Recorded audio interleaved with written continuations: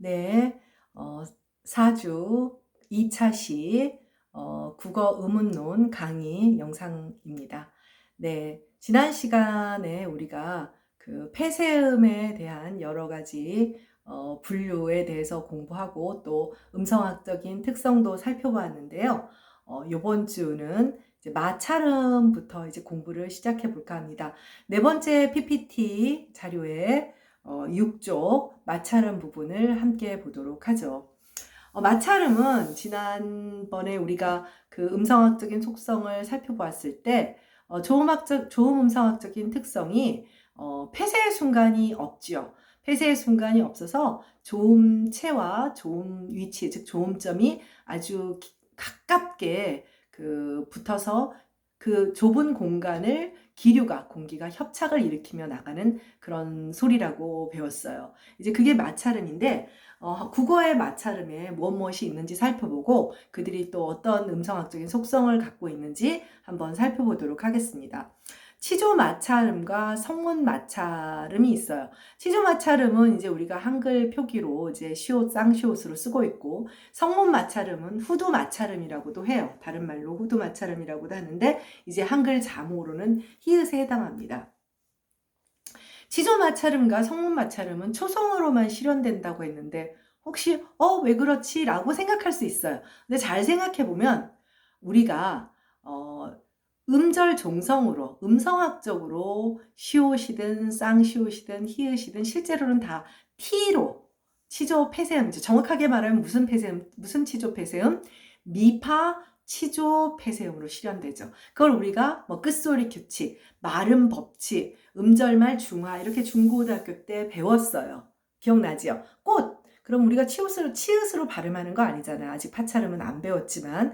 네, 그래서 치조 마찰음과 성문 마찰음은 초성으로만 실현돼요. 초성으로만 실현되고, 그 다음에 이제 치조 마찰음, 이제 평음이죠. 평음인데, 자, 평음이면 어떻게 돼요? 우리 앞에서 폐쇄음을 배울 때 평음은 유성음화가 되어야 하고 변이음으로써 유성음을 갖는다고 배웠죠. 그런데 흥미롭게도 마찰음의 평음인 이 치조 마찰음, 즉 문자 시옷에 해당하는 이 소리는 유성음화를 하지 않습니다. 참 신기하죠. 근데 이유가 있어요. 이유는 뭐냐면 이 시옷 소리는 이 마찰음, 그 평음의 치조 마찰음은 우리가 앞에서 배운 그 브드그죠. 이런 그 폐쇄음의 그 평음들과는 달리 기식성이 좀 더 많아요. 일반 평음에 비해서. 앞에서 배웠던 에스피레이션이 조금 더 많기 때문에 기식성이 많아서, 기식성이 많다는 건 뭐예요? 뭘까요? 유기음의 속성은 뭐죠? 성대가 조금 더 크게 벌어진다는 얘기잖아요. 그러니까 우리가 일반적으로 유성음으로 말하려면 그 성대의 크기가 그렇게 크게 많이 벌어지면 안 되거든요. 많이 벌어지면 안 되는데 이 말하자면 치조 마찰음의 이 소리는, 평음 소리는 약간 성대가 좀 더 많이 벌어지는 거예요. 좀 더 많이 벌어지니까 그 크기에서는 이제 성대 진동이 일어나기 어려운 거죠. 그러니까 브드그의 평음들의 그 성대가 벌어진 것보다는 크게 벌어지는데, 그렇다고 해서 크트프 유기음처럼 일반 우리가 알고 있는 폐쇄음의 유기음만큼 또 성대가 크게 벌어지는 것은 아니에요. 그러니까 사람들은 인식하기는 평음으로 인식을 하지만, 그렇다고 또 일반 평음하고는 음성학적으로 다르다 보니까, 물리적인 속성이 다르니까 이 소리는 성대 진동을 일으키지 않아서 마찰음의 평음의 경우에는 유성음의 이음이 없습니다. 그래서 아예 차원이 달라져요. 네. 그래서 여기 보면 이제 그 치조 마찰음의 평음은 조음 음성학적으로 보면 평음과 유기음의 중간 정도.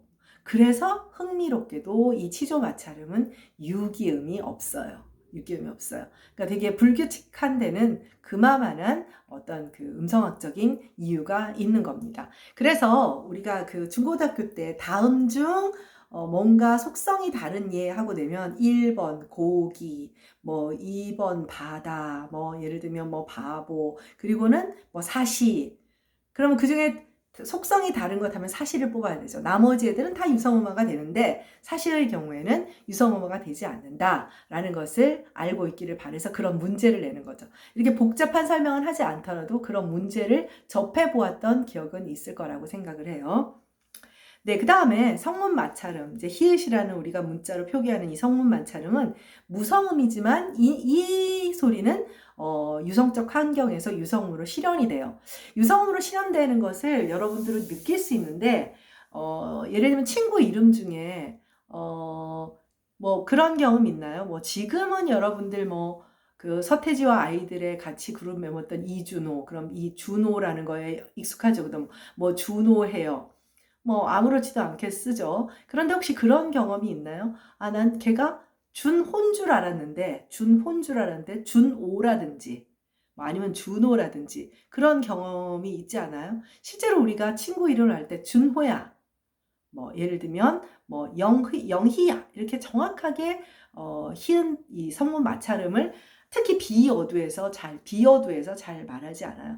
선생님 같은 경우도 꼭 김경아예요 이렇게 말을 해야 돼요. 안 그러면 김경아보다는 김경화가 더 많은가 봐요. 그래서 화요라고 다시 묻는 경우가 많거든요. 그게 뭐냐면 비어두 위치에서 유성 마찰음들이 이렇게 정확하게 마찰음들이 들리지 않아서 마치 탈락하는 것처럼 느껴지는 거예요. 실제로는 유성의 성문 마찰음이 있는 셈입니다. 있는 셈이에요. 그런데 이제 우리가 그거를 잘 지각을 못해요. 그러니까 비어두의 유성 성문 마찰음은 그러다 보니 마치 탈락한 것처럼 느껴지게 되죠. 자, 그래서 표를 보면 이제 그 마찰음의 어두나 비어두에서는 당연히 이 소리들은 이제 무성음으로 실현되고 비어두의 모음, 비음, 유음, 디 이제 소위 유성적 환경이죠. 거기에서만 히읗이 유성음으로 실현돼요. 뭐 준호야, 뭐 영희야, 뭐 이런 식으로. 네. 그래서 그 기호가 보이죠. H자처럼 보이죠. 좀 다른 모양으로 생겼죠. 네, 그 다음 다시 위표로 가면 무성음의 치조 마찰음의 평음 두 가지가 있습니다. 이제 이거 뒤에 가서 다시 배우게는 되는데 일단 기호를 보고 경음의 경우에도 두 가지가 있어요. 일단 우리가 일반적으로 알고 있는 평음에 이제 그 S, 알파벳 S에 해당하는 것, 경음을 나타내는 S의 그 이제 어깨점 아포스트로프 찍은 거는 뭐 큰 문제가 없는데 이제 이게 영어의 쉬 발음이죠. 쉬 발음. 이게 뭐냐면 뒤에 나오지만 기억을 해야 되니까 이모음 앞이나 반모음 앞에서 이 소리가 나와요. 그러니까 사 해보세요. 사. 그 다음에 시, 사, 시, 사, 시. 자, 같은 것 같아요? 다른 것 같아요? 아마 대개의 경우 다르다는 것은 지각했을 거예요. 그런데 혹시 조금 더 정밀하게 내 혀의 모습을 느껴보면 혀가 약간 뒤쪽으로 이동을 해요. 그러니까 사실 이 S 소리는 이빨 근처에서 나는 소리잖아요. 근데 이 뒤에 이제 쉬 하는 소리, 사시, 이모음 앞이나 이제 평순 반모음이 있는 소리가 결국 야여요유 앞이에요. 그러니까 이 야여요유 앞에서 나는 이 소리는 경구개 쪽으로 이동을 해요. 말하자면 조금 뒤쪽에서 실현되는 소리죠. 그러니까 변이음이에요. 치조 마찰음의 평음의 변이음은 유성음은 없지만 조음 위치가 후진하는 이음이 있어요. 조음 위치가 후진하는 이음이 있는 것이죠. 그러니까 이음이라고 해서 다 폐쇄음 부류의 이음만 있는 것은 아니에요.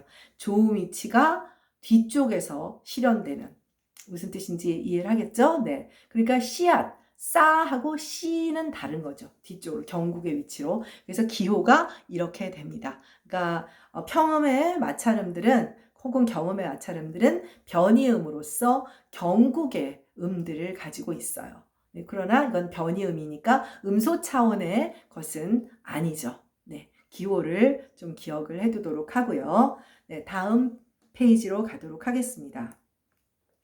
7쪽. 네, 파찰음입니다. 파찰음은 우리 그때 이제 이미 배웠지만 파찰음은 파열음, 즉 폐세음과 마찰음의 속성을 모두 가지고 있다고 했잖아요. 사실 그게 정확하게 말하면 폐찰음이 더 나은데 라고 얘기를 했죠. 근데 표현이 너무 좀 발음이 좀 이상하다고 그쵸? 여러분이 봐도. 그래서 파찰음의 경우에는 시작은 폐세음으로 시작하고 공기를 내보내는 방식이 마찰인 거예요. 그러니까 확 개방을 하지 않고 마찰을 일으키면서 개방을 하는 소리예요. 그러니까 우리가 알고 있는 한글 자모로서는 지읒, 쌍지읒, 치읒에 해당하는 소리들이 모두 경국의 파찰음이라고 할 수가 있어요. 경국의 파찰음도 역시 초성으로만 실현되죠. 왜 그럴까요? 대답을 해볼까요? 아, 네. 정답을 말하고 있네요. 이 소리들은 모두 음절만에서 뭘로 실현된다? 미파, 치조, 폐세음, 티마름으로 실현되기 때문에 초성으로만 실현되는 거예요. 왜 이런 실현을 보이느냐? 되게 궁금하죠? 국어사 시간에 만나요. 이미 만난 사람들은 4학년들은 다들 답을 알고 있죠? 네. 믿어요. 네, 그래서 초성으로만 실현됩니다. 초성으로만 실현되고 이 평음의 이 소리는 평음의 이 경국의 파찰음은 유성음으로 실현이 돼요. 얘는 유성음으로 실현이 됩니다. 그러니까 우리가 이제 앞에서 장해자음을 배웠었잖아요. 순수자음에 해당하는 장해자음들, 장해음을 배웠는데 그러면 브드그가 있고 이제 비음류, 양순 폐쇄음류가 있고 치조 폐쇄음류가 있고 그다음에 영국의 폐쇄음류가 있고 그다음에 치조 마찰음류가 있고 경계 파찰음류가 있는데 시옷계통 얘만 유기음이 없는 거예요. 그 이유는 뭐? 치조 마찰음의 평음은 성대의 상태가 평음과 유기음의 중간 단계라 성대 유성음을 변임으로 안 가질 뿐 아니라 속성을 반을 가지고 있어서 유기음이 아예 없어요. 그러나 파찰음은 그렇지 않거든요. 그래서 이 아이는 앞에서 배웠던 폐쇄음들과 동일하게 변이음으로 이제 바지 이랬을 때는 당연히 이제 유성음으로 실현이 돼요. 그래서 그 기호들을 한번 살펴보도록 하겠습니다. 그래서 모두 초성으로만 실현이 되고요. 어두와 비어두에서 또 혹은 어두에서 그 무성음으로 실현이 됩니다. 반면 지읒의 경우에는 평음의 경우에는 비어두의 모음, 비음, 유음 뒤에서 유성음으로 실현이 되죠. 그래서 여러분들이 그 예들을 한번 떠올려서 생각해 보세요. 사실 아주 단순한 것인데 일단 딱 기호를 보니까 좀 정이 떨어지죠. 네, 영어에 이제 영어의 발음교에서도 봤던 church 이런 기호인데 우리와 발음이 조금 다르죠. 네, 당연히 다를 수밖에 없고 이 IPA 기호들도 여러분들이 좀 기억을 할 필요가 있습니다. 네, 다음 페이지로 가도록 하겠습니다. 네, 이번에 치찰음이라는 그런 용어가 나왔어요. 우리가 앞으로 이제 여러분들 앞에서 어떤 용어들을 사용하는데 강의 초반에 배웠던 조음 음성학 말고 음향 음성학이라고 하는 음성학의 하위 분야가 혹시 기억나는지 모르겠어요.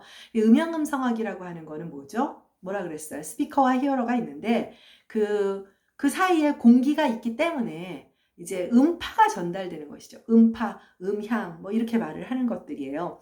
그래서 내 입에서 나간 이 소리가 어떤 속성을 가지고 있느냐, 스피커에 인간의 조음기관을 통해서 만들어진 이 소리가 어떤 속성을 갖고 있는가를 연구하는 것이 이제 음향 음성학인데 공명음이라든지 지금 배우는 치찰음은 조음 음성학의 용어가 아니라 음향 음성학의 용어예요.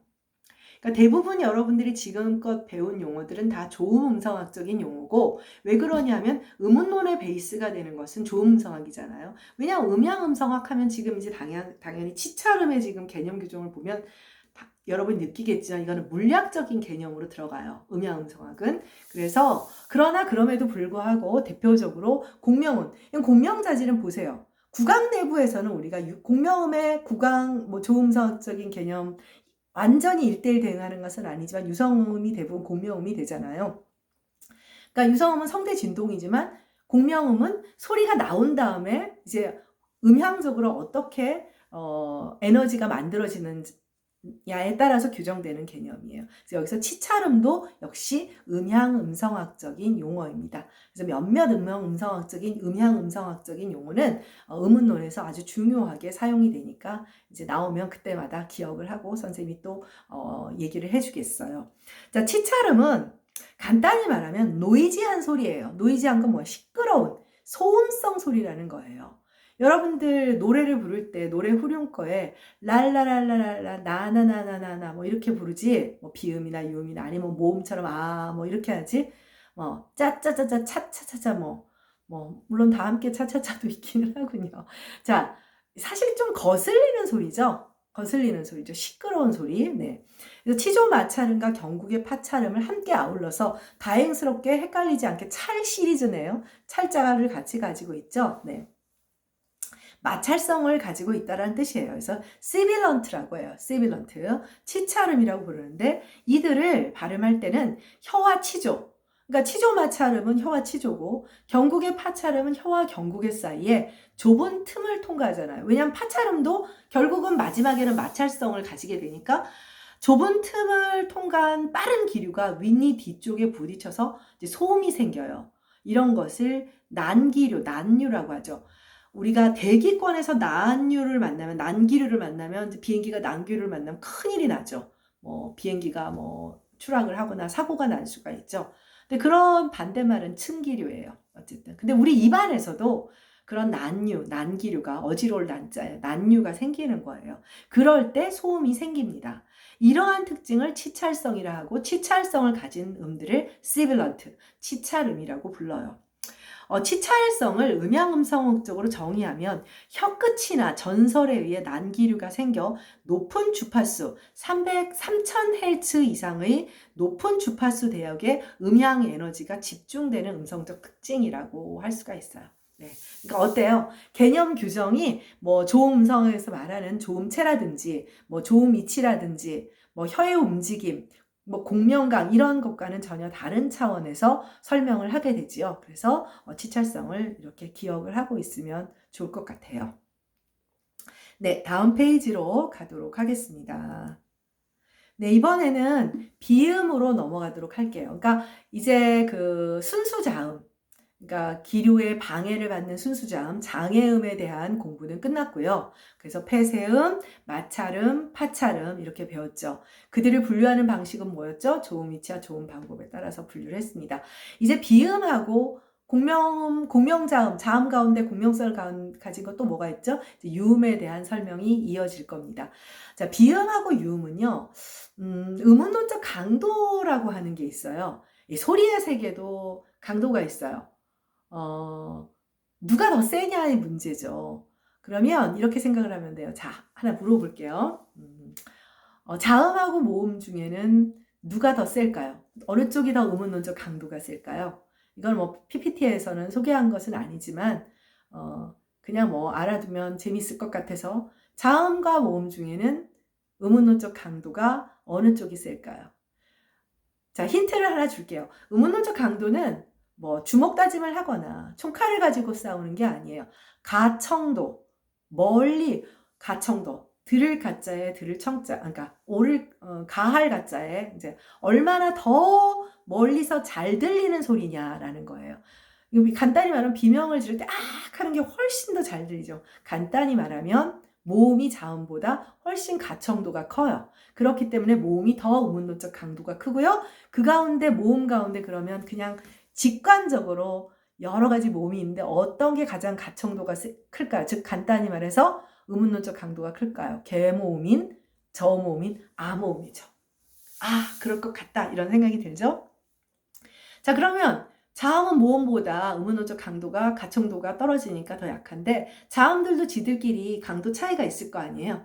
자, 그러면 수수자음인 장애음과 공명자음들 가운데 어느 쪽이 가청도가 더 클까요? 뭐 답은 빙고죠. 모음이 더 셌다면 같은 유성적, 공명적 속성을 갖고 있는 비음이나 유음인 공명자음들이 훨씬 더 음운론적 강도가 세겠죠. 그쵸? 그러니까 갑자기 또 궁금해지죠. 그럼 비음하고 유음 중에는 어느 쪽이 더 셀까? 이런 생각이 들죠. 어느 쪽이 더 셀까요? 여러분 혹시 동화 알아요? 동화? 비음화라는 동화 알죠? 자, 예를 들면 먹는 이렇게 얘기를 하죠. 먹는은 뭐예요? 뒤에 오는 어미의 니은 때문에 어간의 음절 발음, 영국의 폐쇄음, 즉 기억이 비음화하게 되죠. 그래서 같은 조음이치에 영국의 비음 엉으로 돼서 먹는이 되는 거잖아요. 이게 동화예요. 동화. 우리가 동화가 될 때 동화되는 녀석이 강할까요? 동화시키는 녀석이 강할까요? 친구들하고 지내보세요. 센 사람이 주변 사람을 동화시키죠. 간단히 말하면 먹는에서 비음하는 비음이 더 세니까 폐쇄음을 비음화시킨 거예요. 그래서 우리 그걸 통해서 공명자음인 비음이 꼭 가청도가 아니더라도 그런 용어를 모른다 하더라도 공명자음인 비음이 더 세니까 폐쇄음을 동화시켰구나 이렇게 생각을 하게 되죠. 그럼 비음과 유음을 생각해 볼까요? 자, 설릉이라는 단어를 생각해 봅시다. 자, 이 중에 여러분들 설릉이라고 하나요? 선릉이라고 하나요? 둘 다 하는데요? 이렇게 대답하는 친구들도 있을 거예요. 의문론이에요? 의문론이에요? 둘 다 되는 친구도 있고 어느 쪽을 더 선호하는 친구도 있죠. 좀 더 보수적이고 규범적인 발음은 설릉이 맞아요. 설릉이 맞아요. 자, 의문론 얘기는 이게 한자음의 발음과 관련돼서 또 좀 설명이 달라지기 때문에 그건 차치하고 설릉이 맞기 때문에 여러분들이 2호선 설릉역에 가보면 LL로 표기되어 있어요. 그러면 어떻게 된 거예요? 선릉이었죠. 유음에 의해서 비음이 동화됐으니까 유음이 더 센 거네 라는 것을 알 수 있죠. 근데 지금 방금 내가 뭐라 그랬죠? 좀 더 규범적이고 보수적인 발음이라고 얘기를 했잖아요. 그럼 선능은 뭐예요? 선능은 뒤에 오는 유음을 비음이 동화시켰죠. 그럼 이 경우에 이 발화의 경우에는 비음이 더 센 거예요. 그런데 어떤 때는 선능이라고 했다, 어떤 때는 설릉이라고도 한다 하면은 결국 21세기의 현대 국어에서는 비음과 유음은 세력 다툼 중인 거죠. 과거에는 보수적인 발음이라고 하는 것은 과거의 상태를 반영하는 거잖아요. 설렁인 것을 보면 과거에는 좀 더 유음이 셌을 가능성이 큰데 지금은 삐까삐까해졌나 봐요. 네. 어쨌든 그래서 공명자음들의 의문론적 강도 얘기 나중에 의문 과정 설명을 하다 보면 이런 얘기가 나와서 미리 한번 얘기를 해봤습니다. 너무 복잡하게 고민할 것은 없고 그러고 보니 그렇죠. 우리가 무의식적으로 생각하는 그런 많은 단어들에 이제 어떤 그 의문론의 비밀들이 숨어 있어요. 네, 비음을 살펴보도록 하겠습니다. 비음에는 한 글자모에 해당하는 공명음으로 이들은 모두 유성음이에요. 성대 진동을 유발하는 소리입니다. 그리고 비음은 초성과 종성으로 모두 실현이 되는데 영국의 비음이죠. 이 영국의 비음은 항상 종성으로만 실현돼요. 영국의 비음이 우리 국어의 역사에서도 단 한 번도 초성으로 실현된 적은 없어요. 여러분들 15세기 훈민정음 창제 당시에 영국의 비음은 뭘로 표기되었죠? 바로 꼭지이응이에요. 근데 꼭지이응이 문자만 사라지고 음소는 여전히 남아있고 그 표기가 조금 헷갈리니까 이제 이응으로 그냥 쓰게 된 거죠. 언어 보편적으로 영국의 비음이 음절의 초성으로 실현되는 경우에는 아프리카의 몇몇 언어를 제외하고는 이렇게 흔한 일은 아니라고 해요. 그래서 일단 우리 국어도 음절 종성으로만 실현되고 있고요. 그 다음에 또 한 가지 우리 국어는 비음이라고 했을 때는 비자음, major consonant, 비자음만을 가리켜요. 비자음만을 가리키는데, 그러니까 비모음은 없는 것이죠. 비모음은. 비모음을 우리도 발음할 수도 있기는 해요. 근데 음소로서는 당연히 비모음이 없고요. 국어의 모음에는 비음성을 가진 모음은 없어요. 음소적으로요. 네. 불어와 같은 경우에는 비모음이 있어요. 비모음이 있어서 저기에 보면 그 예대를 하나 소개를 해놨는데 발음은 C 밑에 꼬랑지 있는 거는 S로 발음하면 돼요. 그래서 갸송이라고 하는 소년이라는 단어예요. 지금 선생님이 만약에 이 단어를 갸송 하면은 갸송 하고 발음하면 오모음에 영국의 비음, 즉 모음 자음에 연결을 한 것이 돼요. 그렇게 발음하면 불어 발음이 아니에요. 뭐 나도 불어 발음 정확하게 하는 건 아니지만 자, 갸송이 아니라 갸송. 자, 오를 하면서 우리 국어의 오를 발음하면서 공기를 코로 내보내보세요. 오 이렇게 발음하면 이게 비모음이에요. 좀 우스꽝스럽죠? 뒤에 있는 이제 불어는 정원이라는 뜻인데 그 불어의 I에는 앵으로 발음해요. 이것도 역시 자르댕 하면 안 되죠. 그래서 여러분들 피에르 가르댕이 있잖아요. 그걸 피에르 가르댕이라고 쓰는 것은 그야말로 이제 한국식으로 쓰는 거예요. 우리는 비모음이었으니까. 그래서 이것도 뭐 앵이니까 뭐 앵 하면 안 되죠. 어떻게 돼? 애를 하면서 공기를 코로 내고 짝땡 뭐 이렇게 돼야 되겠죠. 뭐 선생님도 정확하게 발음을 못해요.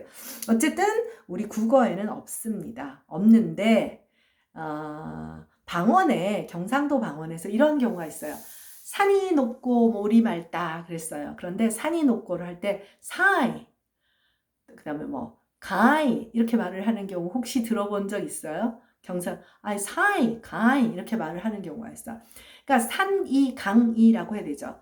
그 사이에 비음, 치조 비음, 니은, 영국의 비음, 응이 들어가 있는데 경상도 방언, 일부 방언 중에는 이런 비자음들을 탈락시키는 방언적 속성이 있어요. 근데 그냥 자음들이 산이에서 니은이 탈락하면 사이가 돼야 되죠. 강이에서 영국의 비음이 탈락하면 가이가 돼야 되죠. 그런데 선생님 발음 봐.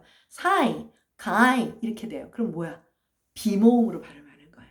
방언의 속성으로 존재는 해요. 사이, 가이 이렇게 되죠. 이거는 이제 표준어는 아니니까 국어에도 이렇게 비모음의 실현이 불가능한 것은 아니다 라는 이야기를 하는 겁니다. 알고 있어도 여러분이 혹시 이 중에 불어를 배운다면 그 발음하는 게 쉽겠습니까? 우리는 애시당초 비모음을 모국어 습득 시기에 공부하지 않았어요. 습득하지 못했으니까. 네. 그래서 표를 보도록 할게요. 그래서 이 비음은 좋은 위치에 따라서 그리고 좋은 방식에 따라서 양순 비음이 있죠. 네, 양순 비음이 있고 또 그 밑에 이제 폐쇄음하고 구별을 하라고 이제 표시를 해놓은 거예요. 그다음에 치조 비음이 있죠. 치조 비음이 있고 그다음에 치조 비음, 치비음, 네, 치비음. 나중에 치음하고 치조음의 관련에 대해서는 조금 뒤에 가서 다시 설명이 있을 거예요. 선생님이 치조비음이라고 말을 하게 되는 이유가 있는데 일단은 여러분들이 막 헷갈릴 테니까 몇 페이지만 참으세요. 그래서 그 다음에 경국의 비음이 있어요. 야, 이거 경국의 비음 기호 봐라. 자, 이거 대충 느낌이 오죠? 아까 여러분들 경국의 마찰음 생각나요? 경국의 마찰음 사시 할 때 어떤 환경이었죠? 이모음과 야여요유 평순 반모음 앞이었죠. 그러니까 야여요유 이중모음인데 이중모음 앞에 이제 평순 반모음이 있으니까 이모음과 야여요유 앞에 서잖아요. 시, 샤, 셔, 쇼, 슈 이거잖아요. 얘도 똑같아요. 경국의 비음도 니, 냐, 녀, 뇨, 뉴 그럴 때 나오는 니은 발음이에요. 자, 해보세요. 나, 니, 뒤로 가는 게 느껴지죠? 느껴지죠? 그 다음에 연국의 비음이 있습니다. 네, 구강음은 여러분들 비교해 보라고 있는 것이고요. 한번 참고로 해 보도록 하세요. 네, 다음 유음으로 넘어가도록 하겠습니다. 다음 페이지. 네, 유음의 경우에는 조음 위치와 저음 기간의 접촉이 매우 적어서 공기의 흐름이 아주 자유로워요. 그러다 보니까 사실은 이게 그 폐쇄의 순간이라고 하는 것이 정말 찰나예요. 찰나다 보니까 그래서 모음과 가장 비슷한 자음이 돼요. 지난번 3주 3차시 마지막 수업에 선생님이 그랬죠. 우리가 이 소리를 자음이라고 자음 음소로 인식하지만 음성학적으로는 모음성과 자음성을 모두 가지고 있다. 그 이유가 뭐냐면 과연 이걸 폐쇄라고 볼 수 있을까라고 생각할 만큼 아주 찰나예요. 그래서 그 기류의 방해가 거의 없기 때문이죠. 그래서 공명음이자 유성음인 것은 비음과 동일하고요. 그리고 유음은 우리 국어의 유음은 좋은 방식에 따라 또 이음이 또 두 가지가 더 있어요. 음소로는 유음이라고 부르지만 이음으로는 변이음으로는 탄설음과 설측음이라고 하는 지난번에도 한번 얘기했죠. 그래서 변이음을 갖습니다. 그리고 또 한 가지 우리가 하나 알아둬야 할 것은 뭐냐면 여러분들 이제 그 탄설음과 설측음은 이제 뒤에 환경에서 지난번에도 왜 탄설음은 뭐예요? 초성에서. 그러면 설척음은 종성이었죠. 기억나요? 그런데 라면이라든지 뭐 런던이라든지 라디오라든지 뭐 라네즈라든지 이런 외래어의 경우에는 우리가 발음할 때 현대국어의 화자들이 발음할 때 자 라면 할 때 어떨 때는 자 보세요. 라면. 저 설탕 탄설음으로 했거든요. 어떨 때는 라면. 설치금으로 해요. 왔다 갔다 해요. 왔다 갔다 해요. 그야말로 자유변이를 해요. 그러니까 상호적 분포를 부르는 그런 변이음이 아니라 내 마음대로 그냥 발음을 하게 되는 거예요. 왜 이런 현상이 벌어지느냐?